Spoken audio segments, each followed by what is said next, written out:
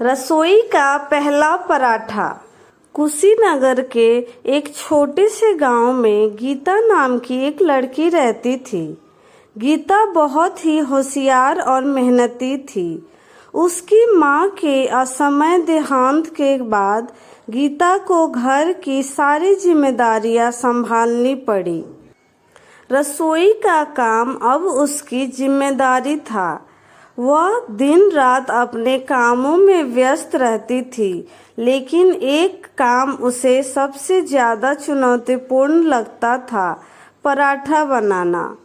गीता ने सुना था कि पराठा बनाना एक कला है और इसे बनाने में विशेष कौशल की जरूरत होती है।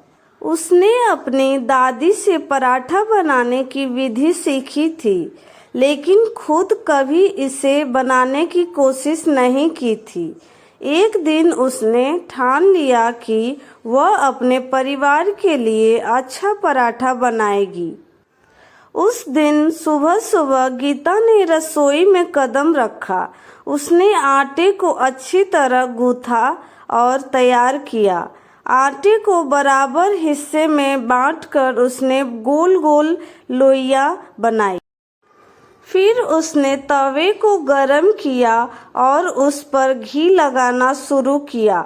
गीता ने सबसे पहले लोई को तवे पर रखा और उसे बेलना शुरू किया। बेलते वक्त आटा कहीं चिपक रहा था, कहीं टूट रहा था। गीता को लगा कि यह काम बहुत कठिन है। वह बार बार कोशिश करती रही, लेकिन हर बार पराठा एक जैसा नहीं बन पा रहा था। एक पराठा जल गया तो दूसरा चिपक गया। उसकी मेहनत और धैर्य को देखकर उसकी छोटी बहन ने कहा, दीदी, आप हिम्मत मत हारो।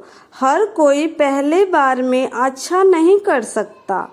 गीता ने अपनी बहन की बात सुनी और ठान लिया कि वह हार नहीं मानेगी।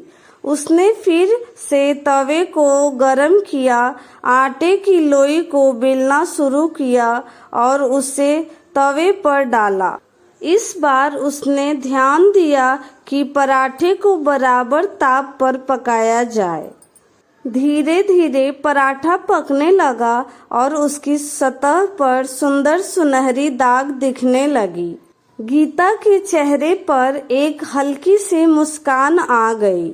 जब पराठा पूरी तरह से तैयार हो गया, उसने उसे थाली में रखा और अपने परिवार के पास ले गई।